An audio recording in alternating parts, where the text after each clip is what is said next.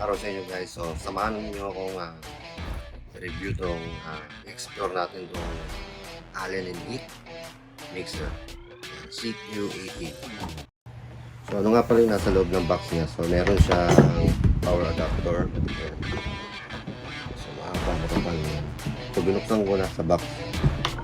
So, meron din siyang safety regulatory. Meron din tayong welcome to CQ80. Tapos ito yung nasa likod niya.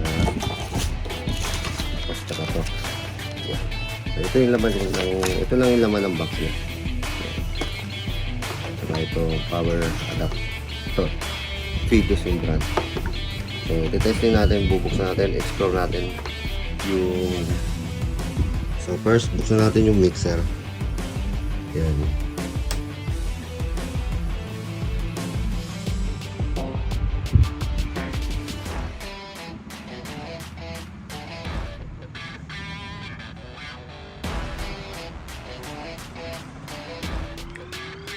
Yan, meron natin siyang Allen and Heath CQ. So quick start. So meron tayo ritong record. Pwede tayong mag-record dito ng stereo or multi-track. So stereo. So dito may USB-A tayo, pwedeng isaksak sa banda rito. Tingnan natin dito, USB-B saka network. So kailangan mo ng extra router dito, saka SD card. Yan, pwede rin siya sagpakan ng SD card. So sa scenes, sa mga save na scenes, kung mga may ibang event, yan, so pwede natin i-save yan. Kung halimbawa may banda rito na yun yung settings nila, yan. So ganyan, hanggang ilang bang ano pa, hanggang 100 scenes yan. So data. So, ito yung library kung sasalpakan natin siya ng USB. So, dito natin makikita yung mga list ng mga kanta. System yan. Core, temperature, fan speed yan. So, simulan natin sa quick start. Yan. So, all quick, recall. Yes. So, dito yung inputs niya. Yan, config. Ito yung IP1. Yan. 2, 3, 4, 5. Yan. So, magagandahan dito, meron siyang auto gain assistant. So, halimbawa, nagsaksa kayo ng mic. So, binibigay niya na yung tamang gain ng isang mic. Yan. So, meron tayo rito 16 channel. Yan. 8 XLR. May 8 rin ditong TRS tsaka XLR. So sa dito na naman tayo, tingnan natin yung processing. So sa processing meron tayo rito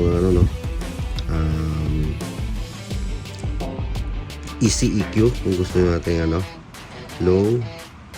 Yan, low. So dito pinipihit yan. Low, mid, tapos high. Yan. High pass filter, compressor, yan. So, ito yung automatic settings niya. Yung pangmadali ang settings. Pero kung gusto nyo i-convert sa yan. So, convert natin. Yan. Meron siyang gate, yan. Dito na lahat, attack, hold. Kita ba? Yan. Baba natin konti.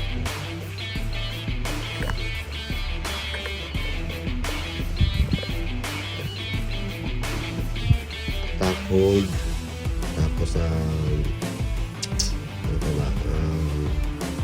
dito yung niya, parametric equalizer. So may low frequency tayo rito. So kung lalagyan natin ng tawag yan ng high pass filter, pwede siya. Tapos low mid, high mid, yan. Gusto adjust natin. Tapos ito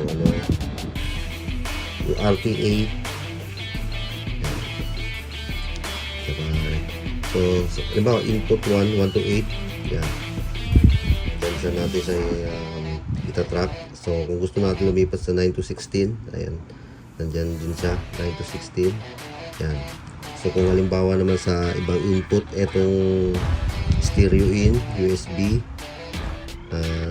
Bluetooth, yan, FX1, pag-control na FX1.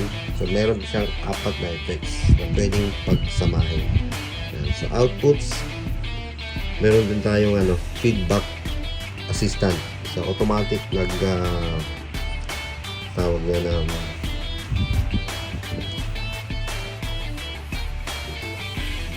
ini-eliminate niya yung feedback. Yan. So, feedback assistant. Yan. So, ito yung kagandahan dito. Hindi na tayo mangangapa kung ano yung frequency na malakas na nagkukos ng feedback. So, meron siyang feedback assistant hanggang main. Yan. So, sa PEQ, yan, parametric equalizer, meron din tayo sa outputs. Saka DCA, DCA 234, meron din dyan. So, Wi-Fi, punta tayo sa fader.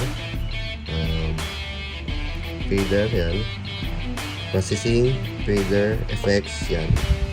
So, meron tayong mga effects dito. Drum room, yan. Vocal, ultimate, vocal classics. So, pwede tayong iba pang effects. Yan. Bit delay, phaser. Yan. So, echo delay, space verb, echo verb. Yan. Recall. Yan. So, easy verb. So, outputs, kung saan natin isi-send yung mga effects.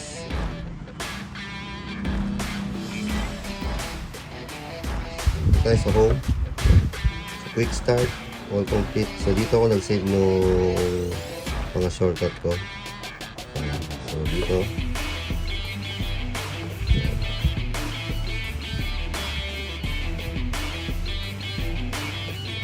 So, pwede natin assign yung iba't ibang tawag yan. Itong mga keys dito sa bandang kaliwa. Yan. So, napakaganda ng mixer na to. Pwede sa basics, pang full band, pang tawag na ng corporate event. Yan. So, may wifi din siya, no? Pwede natin gamitan ng tab. Ito. So, iba-vlog natin sa susunod na araw sa event. Itong performance na itong Allen Heat CQ8. So, salamat sa panonood guys. So, yun lang. Goodbye.